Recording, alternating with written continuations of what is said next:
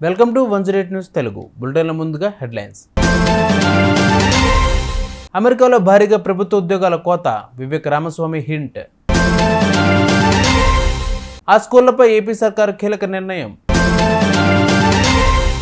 రైతుల ఆదాయం వచ్చే పంటలు వేయండి, పొన్నం ప్రభాకర్ వెల్లడి. భారీగా పెరిగిన రత్నభరణాల ఎగుమతులు. సిఆర్డీఏ చేతిలో కనీసం 5,000 ఎకరాలు, భవిష్యత్తును దృష్టిలో ఉంచుకున్న నిర్ణయం. అమెరికాలో ప్రభుత్వ ఉద్యోగాల్లో భారీగా కోతలు ఉంటాయని భారత సంతతికి చెందిన వివేక్ రామస్వామి వెల్లడించారు. అధ్యక్షుడిగా ఎన్నికైన రిపబ్లిక్ నేత డొనాల్డ్ ట్రంప్ తన కార్యవర్గంలో వివేక్ రామస్వామికి కీలక బాధ్యతలు అప్పగించారు. ఇటీవల ఫ్లోరిడాలోని ట్రంప్ ఎస్టేట్ మార్లాగోలో జరిగిన ఓ కార్యక్రమంలో వివేక్ రామస్వామి పాల్గొన్నారు. ఈ సందర్భంగా ఆయన మాట్లాడుతూ, లక్షల మంది ఫెడరల్ బ్యూరోక్రాటన్లు బ్యూరోక్రసీ నుంచి సామూహికంగా తొలగించే ప్రణాళికలో తాను ఎలాన్ మస్క్ ఉన్నామని తెలిపారు. అలా ఈ దేశాన్ని తాము కాపాడుకుంటున్నామని వ్యాఖ్యానించారు.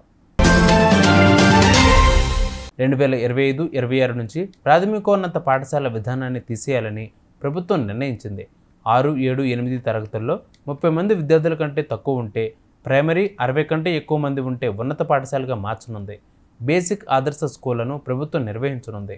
బేసిక్లో 20 మందిలోపు పిల్లలు ఉంటే ఒక ఎస్జిటి, 60 మందికి ఉంటే 2 ఎస్జిటి, ఆపైన ప్రతి 30 మందికి అదనంగా ఒక ఎస్జిటిని ఆదర్శ స్కూల్లో ప్రతి తరగతికి ఓ ఎస్జిటిని కేటాయిస్తుంది. రాష్ట్రంలో రైతుల ఆదాయం వచ్చే పంటలు వేయాలని మంత్రి పొన్నం ప్రభాకర్ తెలిపారు. తెలంగాణ ఏర్పడినప్పుడు ధనిక రాష్ట్రంగా ఉంటే మాకు అధికారంలోకి వచ్చేటప్పటికి 7.5 లక్షల కోట్ల అప్పు చేసిందన్నారు. ఎక్కడ భూములు అమ్మకుండా, ఇబ్బందులు పెట్టకుండా సంక్షేమ పథకాలు అందిస్తున్నామన్నారు. ఆర్టీసీ ఉచిత బస్సు, 10 లక్షల ఆరోగ్యశ్రీ, 200 యూనిట్ల విద్యుత్, 500కి గ్యాస్ అందిస్తున్నామన్నారు. త్వరలోనే ఇందిరమ్మ ఇల్లు లబ్ధిదారులను ప్రకటిస్తామన్నారు. మన దేశం నుంచి రత్నాభరణాల ఎగుమతులు అక్టోబర్లో $2,998.04 మిలియన్ చేరాయని రత్నాలు ఆభరణాల ఎగుమతుల ప్రోత్సాహక మండలి తెలిపింది. గత ఏడాది అక్టోబర్లో ఎగుమతులైన $2,746.09 మిలియన్ పోలిస్తే ఇవి 9.18% అధికమని తెలిపింది. ఈ ధోరణి కొనసాగుతుందని, డిసెంబర్లో పాశ్చాత్య దేశాల్లో పండగల వాతావరణం కాస్త ఆభరణాలకు గిరాకీ పెంచుతుందని ఆశిస్తున్నట్లు పేర్కొంది. రాజధాని అమరావతిలో వివిధ కేంద్ర ప్రభుత్వ రంగ సంస్థలకు భూములు కేటాయించేటప్పుడు వాటికి వాస్తవంగా ఎంత అవసరమో చూడాలని మంత్రివర్గ ఉపసంఘం నిర్ణయించింది.